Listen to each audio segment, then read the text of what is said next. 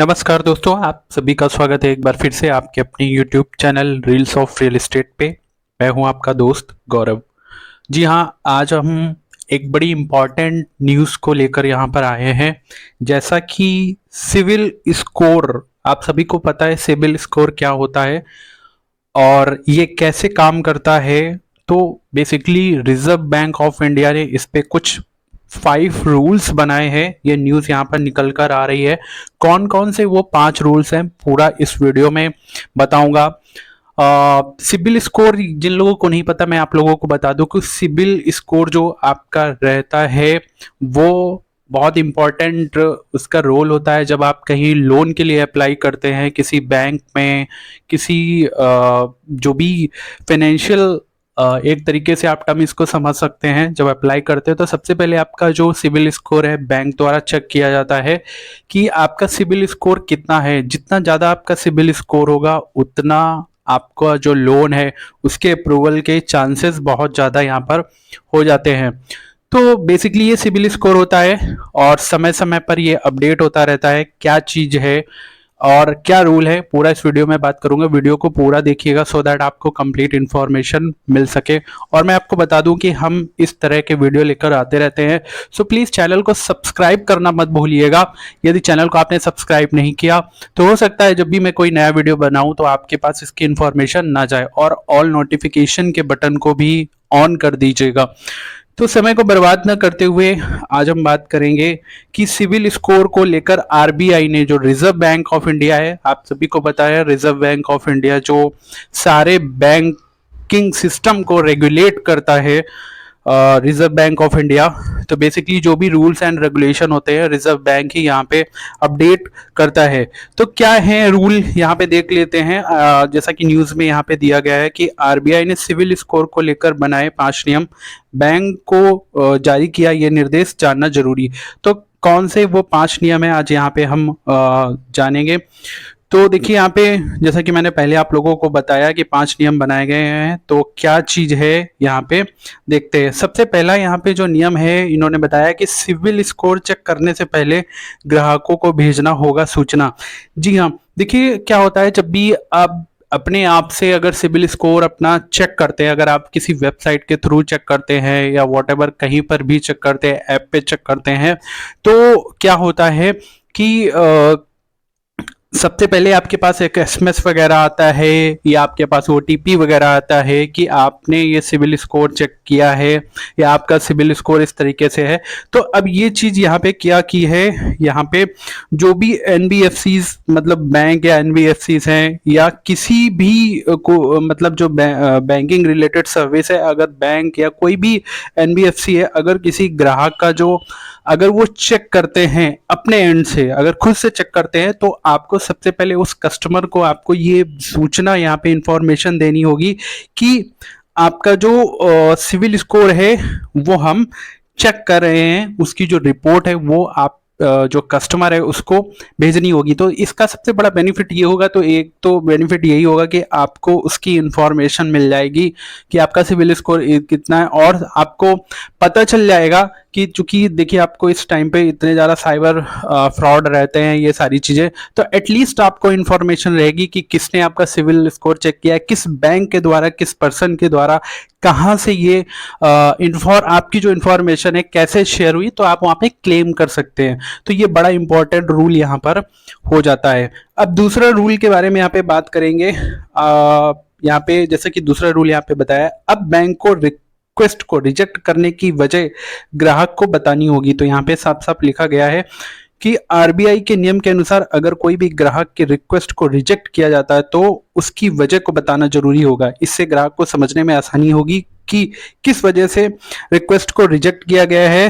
Request reject किए जाने की वजह से एक लिस्ट बनाकर उसे सभी क्रेडिट इंस्टीट्यूशनल को भेजना जरूरी है। जी हाँ, ये भी बड़ी इंपॉर्टेंट रूल जो है वो बहुत ही इंपॉर्टेंट हो जाता है दोनों तरीके से, यहाँ पे बैंक के लिए भी और ग्राहक के लिए भी।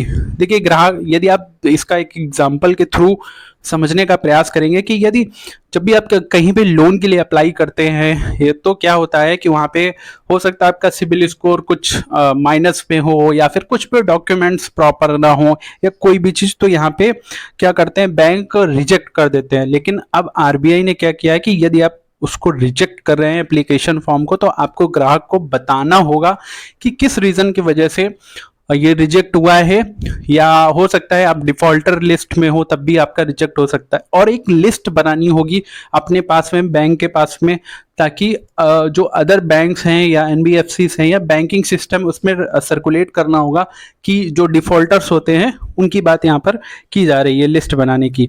तो और आसानी ग्राहक को भी ये समझ में आ जाएगा, कस्टमर को, कि किस वजह से रिजेक्ट हुआ है और आगे से वो उन चीज़ों का ध्यान रखेगा ताकि दोबारा जब भी वो अप्लाई करे तो वो रिजेक्ट ना हो। तो ये चीज यहाँ पर हो जाती है। और उसके बाद में तीसरा रूल है इसमें, साल भर में ग्राहकों को देना होगा फुल क्रेडिट रिपोर्ट। आरबीआई ने सिबिल स्कोर को लेकर यह नियम भी बनाए हैं कि क्रेडिट कंपनी को साल में एक बार फुल क्रेडिट स्कोर ग्राहकों को देना होगा।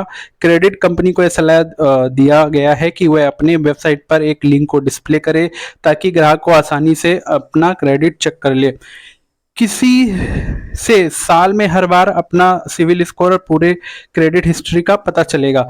तो यहाँ पे ये भी एंट्री किया गया है कि फुल क्रेडिट सपोर्ट उसको देना होगा। एक वहाँ पे जब भी आप चेक करें तो एटलीस्ट मतलब साल में एक बार पूरा जितना भी आपका सिविल स्कोर है, क्रेडिट सपोर्ट है, जितना भी आपको एक बार में दिख जाए।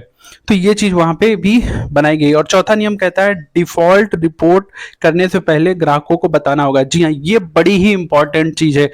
क्या होता क्या है कि कभी कभी देखिए बहुत सारे लोग जानबूझ के ऐसा नहीं करते हैं कि वो डिफॉल्टर की लिस्ट में आ जाएं, उनकी ईएमआई बाउंस हो जाए, या देखिए ईएमआई अगर आपने लोन के लिए अप्लाई किया और कभी कभी ऐसी सिचुएशन बनती है कि ईएमआई बाउंस हो जाती है और टाइम पे नहीं जा पाती।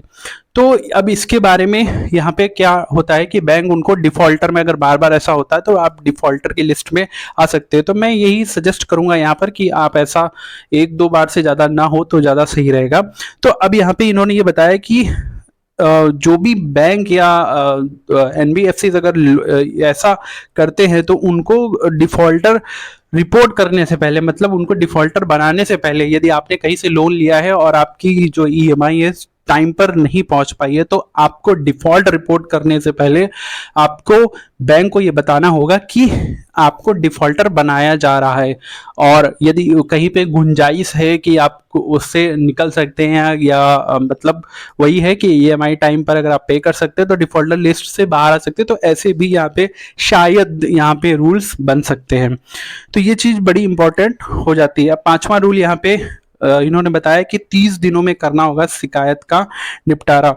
आरबीआई ने सिबिल स्कोर को लेकर यह एक नियम यह भी बनाए हैं कि अगर क्रेडिट कंफर्मेशन कंपनी 30 दिन में शिकायत का निपटारा नहीं करती तो इस स्थिति में कंपनी ग्राहक को हर रोज 100 रुपए के हिसाब से जुर्माना देगी। यानी आप जितना देर में शिकायत का निपटारा होगा उतना ही ग्राहक को फायदा होगा। लोन बांटने वाली संस्था को 21 और क्रेडिट ब्यूरो को 9 दिन का वक्त मिलेगा। 21 दिन में बैंक ने क्रेडिट ब्यूरो को नहीं बताया तो बैंक हर्जाना देगा। जी हाँ, ये जो रूल है ये बहुत ही इंपॉर्टेंट रूल है, इसीलिए मैं कहता हूं कि वीडियो को पूरा देखिए। इंफॉर्मेटिव वीडियो होते हैं, आप बीच में अगर स्किप करते हैं तो हो सकता है आपको कंप्लीट इंफॉर्मेशन यहाँ पर ना मिले। तो देखिए यहाँ पे बड़ी ही अच्छी चीज यहाँ पे दी है, क्योंकि अब यहाँ पे ये वर्क कैसे करेगा कि देखिए बैंक और जो क्रेडिट इंफॉर्मेशन कंपनी अलग अलग होती हैं। जो सिर्फ जो क्रेडिट का ऑडिट करती हैं, मतलब कितना जो क्रेडिट स्कोर वगैरह बनाती हैं वो अलग होती है। कुछ बैंक भी इस पे काम करते हैं। तो यहाँ पे इन्होंने बताया कि लोन बांटने वाली संस्था या बैंक जो भी रहेगा उसको 21 दिन का टाइम दिया जाएगा और 9 दिन का टाइम मिलेगा जो क्रेडिट वगैरह बनाती है। तो 21 दिन में बैंक ने क्रेडिट ब्यूरो को नहीं बताया तो बैंक हर्जाना देगा। जी हाँ, 100 रुपए पर डे के हिसाब से यहाँ पे देना होगा यदि आपका इशू ये सॉल्व नहीं होता है। तो ये बड़ी इंपॉर्टेंट यहाँ पे न्यूज हो जाती है कि जो भी जितने भी कस्टमर्स हैं इस चीज को लेकर, सिबिल स्कोर को लेकर आपको अवेयर होना चाहिए। बहुत सारी चीजों का यहाँ पे ध्यान रखना चाहिए। बाकी आरबीआई ने ये जो नियम बनाए हैं बहुत ही अच्छे नियम मुझे लगे। और मैं आपको बता दूं कि इस तरीके की वीडियो हम लेकर आते रहते हैं। तो अभी यदि आपने मेरा वीडियो देखा है तो चैनल को सब्सक्राइब करना मत भूलिएगा, बेल आइकन को प्रेस करना जरूर यहाँ पे मत भूलिएगा। और मैं आपको बता दूं, यदि आप छोटा मोटा लोन लेना चाहते हैं 20 से 30 हज़ार रुपए का, वैसे मैं बोलूँगा कि बहुत ही इमरजेंसी हो तभी लोन लें, अन्यथा लोन ना लें। तो मैं लिंक आपको यहाँ पे शेयर कर दूंगा डिस्क्रिप्शन में, चूंकि मैं भी इस ऐप का यूज़ कर चुका हूँ। तो थोड़ा बहुत लोन आप यहाँ से ले सकते हैं, बाकी डिपेंड करता है आप पे। बहुत ही सीमलेस इनका प्रोसेस होता है। भी आप नॉर्मल सा 10 से 20 हज़ार रुपये यहाँ पे लोन है, वो आपका जल्द ही अप्रूव हो जाएगा, चाहे आपका सिविल स्कोर कितना भी लो हो। तो इस ऐप का आप यूज़ यहाँ पर कर सकते हैं। वीडियो आपको कैसा लगा आप हमें कमेंट के माध्यम से बता सकते हैं, और आपका सोचना क्या है इस जानकारी पर कमेंट में ज़रूर बताइएगा। ये न्यूज़ बहुत इंपॉर्टेंट हो जाती है, लोगों के साथ में शेयर कीजिएगा, अपने व्हाट्सएप ग्रुप में, फेसबुक ग्रुप में, अपनी इंस्टाग्राम पे शेयर करना मत भूलिएगा। वीडियो देखने के लिए आप सभी का बहुत बहुत धन्यवाद। Thank you so much.